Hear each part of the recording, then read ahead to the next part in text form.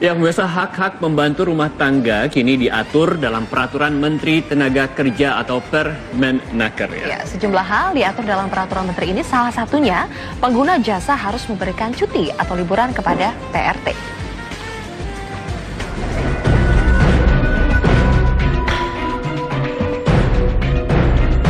Jika Anda pengguna jasa pembantu rumah tangga atau PRT, Anda harus memperhatikan Peraturan Menteri Nomor 2 Tahun 2015 tentang perlindungan pekerja rumah tangga atau PRT. Aturan ini berlaku sejak 16 Januari 2015. Melalui peraturan ini, hak-hak normatif PRT dijamin.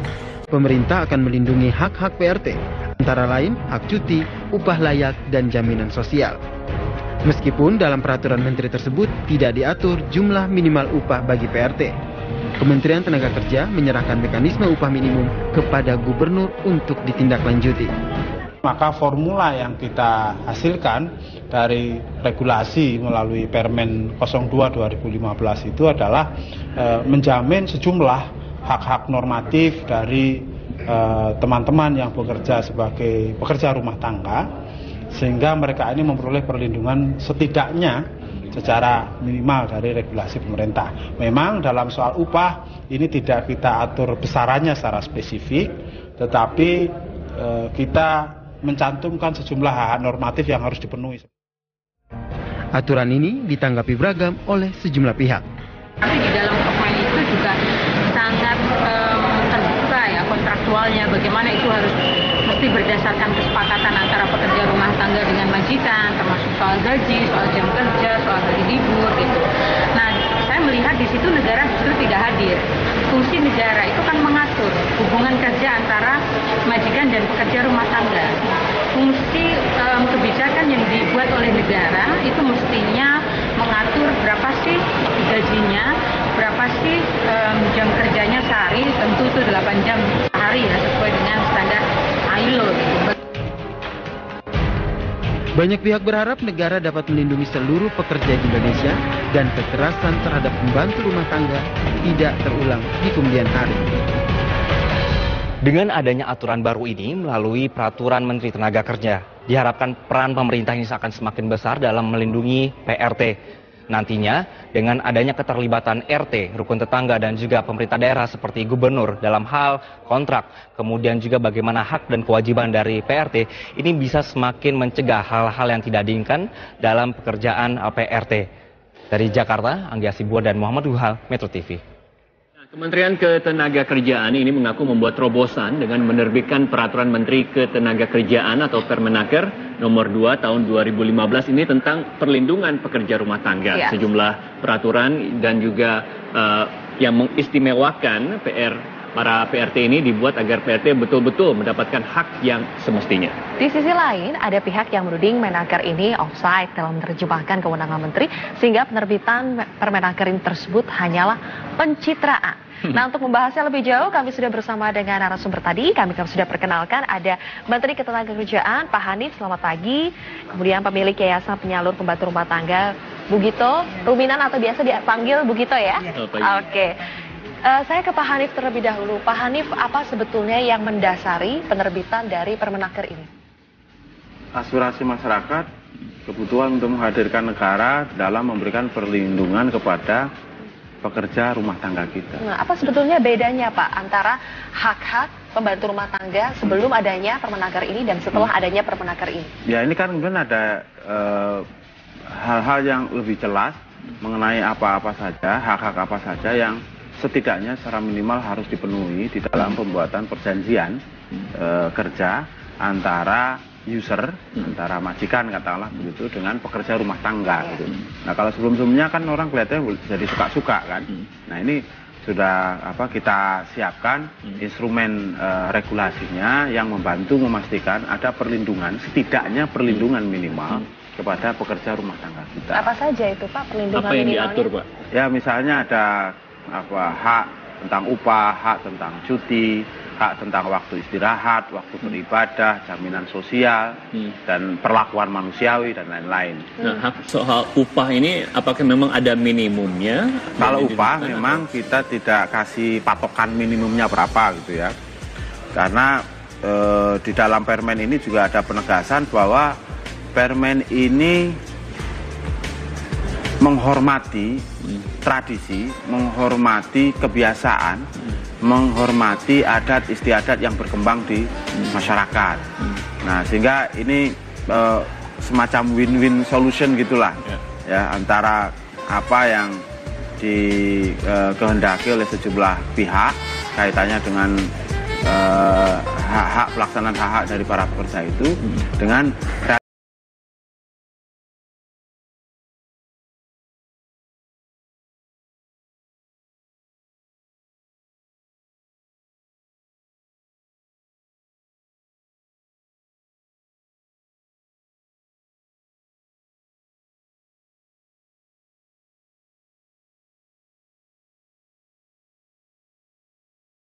mereka-mereka yang istilahnya punya hubungan khusus, misalnya hubungan patron klimbal di dalam masyarakat, itu kan masih berlangsung juga. Ya. Tapi setidaknya walaupun itu di dalam masyarakat kita begitu, ya tetap harus ada perlindungan yang minimal, ya kan, yang harus dipenuhi. Ini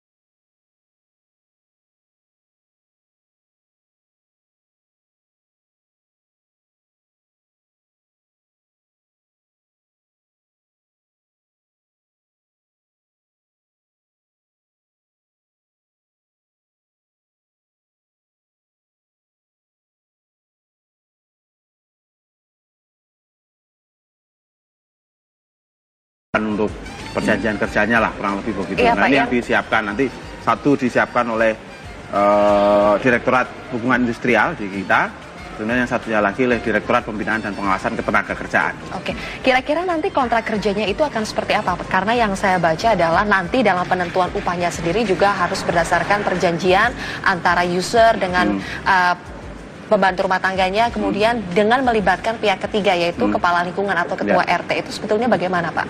Ya, itu bagian dari mekanisme pengawasan yang kita siapkan untuk membantu penyelesaian masalah-masalah yang mungkin muncul di dalam sektor rumah tangga ini, kaitannya antara relasi dengan majikan dengan pekerja rumah tangga. Nah, dengan kehadiran RT atau kepala lingkungan atau nama lain semacamnya, ini akan memberikan bobot yang lebih baik di dalam pembentukan perjanjian kerja itu, karena nggak dua pihak, karena kita tahu relasi antara majikan dengan pekerja rumah tangga ini kan tidak berimbang, ya kan, sehingga kehadiran pihak ketiga ini menjadi penting, sehingga kalau ada dispute, ada masalah, itu setidaknya ada saksi yang otoritatif, karena dia juga mewakili institusi pemerintah di tingkat yang paling bawah, nah, sehingga bisa membantu proses pencarian masalahnya. Begitu bagaimana Ibu melihat diterbitkannya Permenaker ini? Pasti juga sudah baca-baca apa saja poin-poinnya. Tanggapan Ibu seperti apa? Ya, kalau untuk saya menyambut baik aja, Mbak, adanya Permenaker ini, karena kalau untuk lembaga-lembaga seperti kami, para pekerja rumah tangga, itu nantinya akan mendapat perlindungan hukum, perlindungan atau kepastian hukum yang jelas gitu, Mbak. Jadi kami menyambut baik, ya. Menyambut baik. Ibu Yayasan Penyalur Pembantu Rumah Tangga. Ini ada poin di Permenaker itu yang menyebutkan bahwa penyalur itu dilarang mengambil keuntungan atau menerima imbalan dari pembantu rumah tangga. Itu bagaimana Ibu? Ada poin seperti itu, berarti tidak ada lagi imbalan untuk penyalur pembantu rumah tangga? Ya, kalau untuk imbalan itu memang kalau kita dari tenaga kerja ke pekerja rumah tangga, kami memang tidak memungut biaya. Selama ini? Kita dari pengguna jasa aja. Memang selama ini sudah dari pengguna jasa? Dari pengguna jasa saja. Iya. Kalaupun ada yang selama ini memungut dari pembantu rumah tangga, itu berarti yayasan-yayasan nakal, sudah melanggar, begitu Pak? Jadi fine-fine aja ya dengan peraturan ini pun, karena seperti biasa sudah seperti itu. Sudah seperti itu, ya. Hal-hal lain ada tidak dalam peraturan yang baru ini yang mungkin masih sulit untuk diterima atau memberatkan dari pihaknya? Ya, untuk yang kemarin sih yang poin 3 kayaknya yang untuk mungkin peraturan yang pengguna jasa sama pekerja itu yang secara lisan. Itu yang mungkin kurang ini ya. Karena kan biasanya yang tertulis ya. Biasanya kalau tertulis kan bisa nantinya Kalau yang lisan mungkin mereka harus kerja ada batasannya, mungkin harus 1 tahun di tempat itu, harus 2 tahun di tempat itu gitu. Kalau memang ada tertulis lebih baik gitu. Iya. Baiklah. Baik, nanti kita akan lanjutkan lagi dialog kita bersama dengan Pak Hanif dan juga Bu Gito. Setelah yang satu ini pemirsa, tetaplah bersama kami di 8-11 Show. Itu maksudnya yang secara lisan, secara tulisan.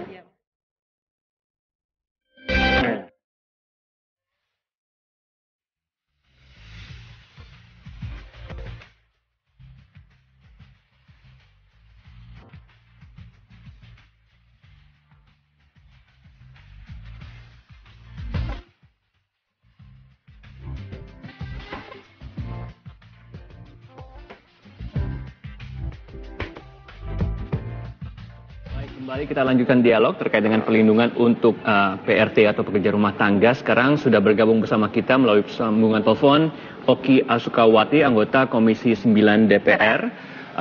Selamat pagi, Selamat Bu pagi, Oki. Bu Oki. Pagi Hariman, pagi Nah, Sufi. terkait dengan pernyataan Ibu tentang Permenaker ini, Ibu mengatakan payung hukumnya sebenarnya belum jelas dan ini mungkin hanya pencitraan saja untuk Kemenaker Kemenaker. Kira-kira tanggapan Mbak Oki seperti apa jelasnya sebenarnya?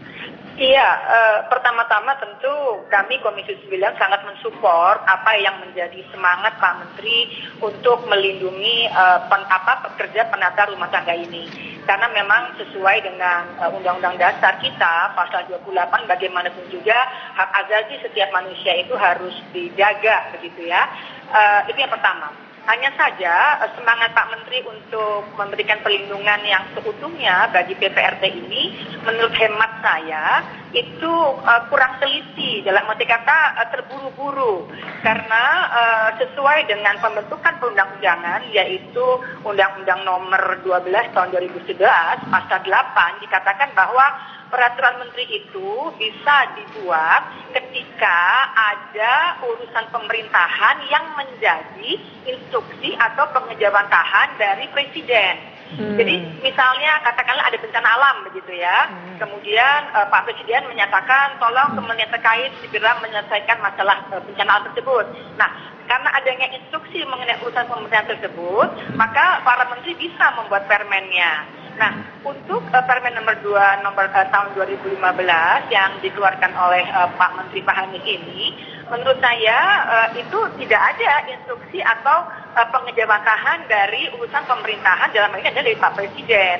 Jadi permen itu sia-sia jadinya karena tidak ada payung hukumnya. Nah, sebetulnya permen itu akan menjadi begitu efektif kalau payung hukumnya sudah ada. Dalam hal ini adalah Undang-Undang PRT, dan rancangan Undang-Undang PRT ini sendiri ini sudah menjadi inisiatif DPR sejak 5 tahun yang lalu.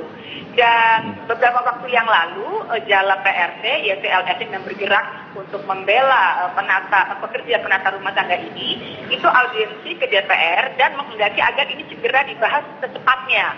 Saat ini rancangan undang-undang tersebut itu sudah berada di balik untuk dilakukan harmonisasi. Nah, memang Harman dan juga Zilvi, undang-undang PRT ini menurut saya itu penting ya, karena banyak sekali kejadian-kejadian di luar sana yang kemudian mendiskreditkan atau kemudian dehumiliating gitu bagi pekerja penata rumah tangga ini.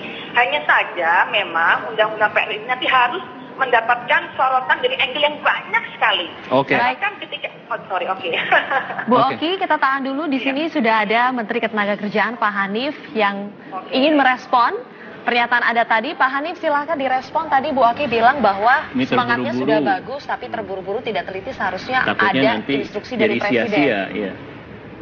Ya, kalau saya sih sederhana aja cara berpikirnya, bahwa aturan itu kita buat, tujuan utamanya adalah untuk kemaslahatan umat. Jadi aturan itu selama dia tidak melanggar aturan-aturan yang sudah ada lainnya, dan kemudian jelas bahwa dia ini bermanfaat untuk umat, ya memang itulah tugas negara. Tapi kalau katanya payung hukumnya tidak jelas? Kalau payung hukum, ini namanya permen mandiri. Di dalam Undang-Undang 12 tahun 2011, itu penyusunan mengenai penyusunan peraturan perundang-undangan bahwa menteri sesuai kewenangannya itu dapat membentuk peraturan menteri sesuai dengan bidangnya. Nah, itu cantelan hukumnya di situ yang kita pakai. Jadi ini ya kalau dari segi cantelan hukum ya jelas ada dong. Nggak mungkin nggak ada. Dari segi tujuan bahwa kita ini memberikan perlindungan, setidaknya yang saya bilang adalah perlindungan minimal. Bu Oki mengakui misalnya 5 tahun. 5 tahun tuh RUU di DPR, ya kan? Saya nggak butuh 5 tahun, ya kan? Kita 3 bulan kita bisa lakukan ini, ya kita lakukan. Jadi I do what I should do, ya kan? I did what I should do. Jadi kita ya lakukan apa yang memang seharusnya dilakukan. Pak Hanif, ini kita ngomong-ngomong soal perlindungan. Kita ingat ya Hariman, beberapa waktu yang lalu ada kasus kekerasan yang dialami oleh pembantu rumah tangga yang berada di Medan, Sumatera Utara. Nah, sekarang kami ingin mengajak Anda ke Medan, Sumatera Utara untuk mengetahui bagaimana perkembangan terkini mengenai kasus kekerasan terhadap pembantu rumah tangga sejak penetapan 7 orang tersangka pelaku penganiayaan PRT di Medan, Sumatera Utara pada akhir November lalu. Hingga kini baru 2 yang telah divonis bersalah dan dijatuhi hukuman.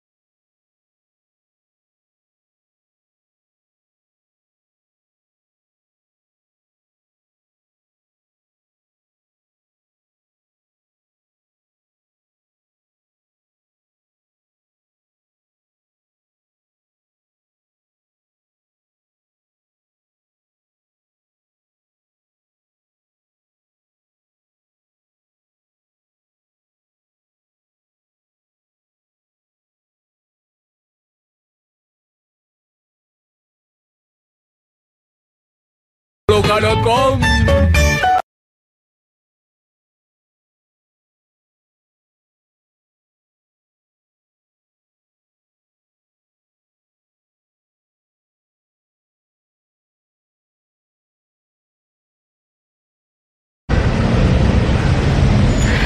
Aulia, lalu bagaimana kondisi rumah tersangka sampai saat ini? Apakah masih terus diberikan garis polisi?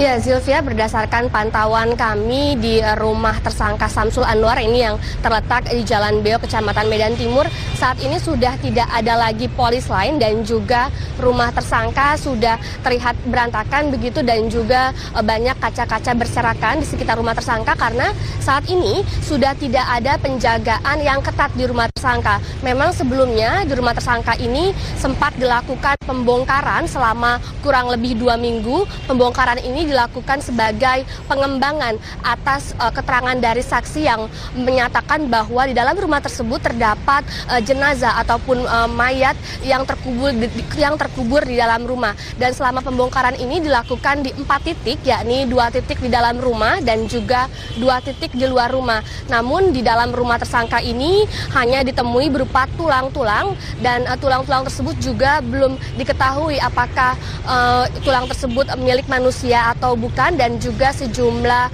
pakaian dalam. Dan sampai dengan saat ini kami masih menunggu keterangan dari pihak kepolisian terhadap ataupun terkait dengan kelanjutan dari kasus ini. Untuk sementara Zilvia dan juga Hariman kembali ke studio. Baik, terima kasih Aulia Pane atas laporan Anda dari Medan, Sumatera Utara. Bersama kami akan melanjutkan dialog tadi. Kita masih ke Mbak Oki terlebih dahulu. Bu Oki masih bersama kami ya? Oke, terakhir Bu Oki, kira-kira bagaimana kalau tadi Ibu Oki bilang ini permennya terlalu terburu-buru, tidak ada payung hukum dan hanya pencitraan. Nah, bagaimana nanti teman-teman di Komisi 9 DPR menjaga semangat dari Kemenaker ini agar hak-hak PRT juga tetap terlindungi Baik, jadi memang untuk RUU PRT ini sudah menjadi niat yang kuat dari Komisi 9 untuk menyelesaikannya. Tentu juga kami berharap pemerintah juga akan membahasnya dengan segera.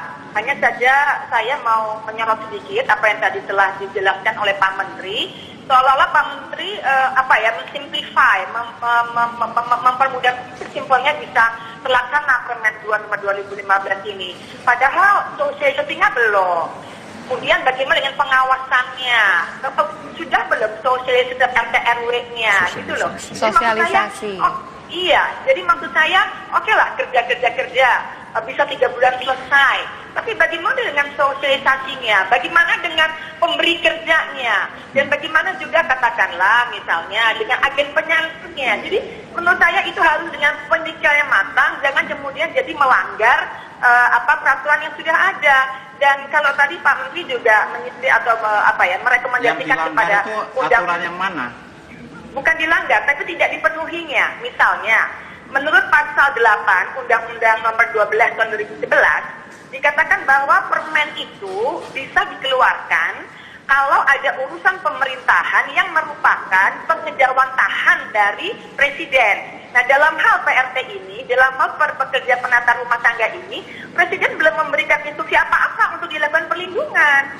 Jadi permen ini sendiri, saya katakan itu tidak ada payung hukumnya, begitu loh. Ini bukan menggurui, ini bukan maksudnya menggurui, tapi saya hanya ingin membuat good governance aja. Misalnya KPKLN dihapus, waktu itu Pak Jokowi pernah bilang seperti itu. Tapi di undang-undangnya ada, sehingga kemudian turun lagi. Jadi maksud saya, semua itu harus good governance lah, sosialisasi yang betul. Kemudian apa sanksinya kalau misalnya katakanlah PRT ini atau tersiram air panas pada anaknya, atau misalnya bagaimana ketika PRT ini sebulan baru kerja udah bilang nenek saya sakit, bagaimana dengan pemberi kerjanya, bagaimana dengan agennya. Jadi itu perlu banyak harmonisasi dengan undang-undang kekerasan rumah tangga, undang-undang perlindungan anak. Jadi nggak bisa magnet-magnet gitu loh maksud saya. Bu Oki. Baik, maksud Anda sudah kami tangkap dan nanti Pak Menteri juga akan merespon, tapi setelah jeda berikut ini. Untuk itu tetaplah bersama kami di 8-11 Show, dan juga terima kasih untuk Ibu Oki Sukawati atas tanggapannya dan juga klarifikasinya. Terima kasih, sampai besok ya Pak Menteri ya. Terima kasih, kami akan kembali saat lagi. Gimana itu Pak? Langsung saja, bagaimana Pak Hanif tadi menanggapi pernyataan dari Bu Oki, katanya sosialisasinya saja belum jalan, bagaimana sudah bisa keluar permenakernya? Itu kan ya terbalik dong, peraturannya duluan baru sosialisasi. Masa peraturannya belum ada sosialisasi, itu satu. Yang kedua, saya nggak tahu misalnya apakah Bu Oki sudah membaca permen ini secara utuh atau tidak, atau belum. Tapi yang jelas kami belum mengundangkannya karena kita masih diproses di Kumham kan untuk nanti diundangkan dulu. Jadi pasti belum ada orang baca sebenarnya. Nah, jadi kalau bicara soal cantelan, ya cantelan itu kan kita ini kan memiliki banyak undang-undang. Salah satunya adalah Undang-Undang 12 tahun 2011 tentang penyusunan peraturan perundang-undangan. Yang di situ ditegaskan bahwa menteri sesuai kewenangannya dapat membentuk peraturan menteri sesuai dengan bidangnya. Nah, itu kan sudah cantelan itu. Jadi Undang-Undang 12 2011 itu kalau bicara konteks hukumnya. Nah, yang ketiga kalau berbicara mengenai proses, jangan dikira terus kemudian kalau membuat keputusan begini terus kemudian saya mikir kemarin ketik sendiri terus kemudian diumumkan begitu, ya enggak lah. Ini proses ini sebenarnya juga udah berlangsung. Ini dirintis oleh Cak Imin pada saat Pak Muhaimin Iskandar menjadi Menteri Tenaga Kerja. Jadi nggak buru-buru lagi Pak ya? Ya enggak banget. Sudah lama prosesnya sebenarnya. Kita ini sudah terlalu kelamaan malah kalau membuat begini-begini. Rancangan undang-undang lama, terus kemudian rancangan peraturan jadi lama. Nah ini saya melakukan finalisasi dari apa yang sudah dirintis oleh Pak Muhaimin Iskandar sebagai Menteri sebelumnya. Jadi ya berarti kan prosesnya sudah banyak, itu sudah melibatkan stakeholder, sudah diskusi sana, diskusi sini, berbagai pihak gitu. Bu Gito, kalau kita dengan adanya permen ini tentunya seharusnya kualitas dari PRT-nya juga bisa ditingkatkan karena para majikan juga harus memenuhi kepentingan maupun hak-hak yang sudah diatur dalam permen ini. Nah, upaya dari Bu Gito ataupun dari penyalur untuk meningkatkan kualitas PRT-nya nanti akan seperti apa? Ya, kalau yang selama ini kami kan juga sudah punya aturan-aturan ya. Jadi untuk ketentuan standar gaji, untuk jumlah keluarga yang akan dilayani, terus untuk hari libur juga kami sudah ada, untuk perjanjian kerja antara pengguna jasa dan pekerja rumah tangga juga kami sudah ada. Itu jadi tinggal mungkin meningkatkan kualitasnya tentang latihannya. Mungkin nanti kalau memang ada peraturan-peraturan yang akan dibuat ya kami akan ikutin. Karena jangan sampai yang dikhawatirkan nanti ketika para majikan ini harus misalnya menaikkan upah terkait dengan aturan ini ataupun harus memenuhi beberapa aturan yang ditetapkan, tapi kualitas dari PRT sendiri sama saja gitu. Itu kan yang dikhawatirkan para majikan nanti. Maka dari itu kami kan selama ini sudah berjalan ya. Jadi yang selama ini juga konsumen sudah mengetahui, kami pun juga sosialisasi juga kalau misalnya ada setiap kenaikannya kami sudah sosialisasi juga. Tapi gini mas, saya tambahin dikit ya. Pengaturan itu gini. Kita ada standar gaji, itu ada pasti diikuti dengan standar kompetensi. Standar kompetensi itu pasti nanti kemudian harus ada biaya pelatihan apa segala, pasti di lebih ini. Jadi semakin kita memformalkan itu ya memang itu resikonya. Ya. Dan ini ke depan memang dunia pasti akan mengarah ke sana, step by step gitu kan. Nah di sini kita juga perlu mempertimbangkan angkatan kerja yang ada di masyarakat kita ini.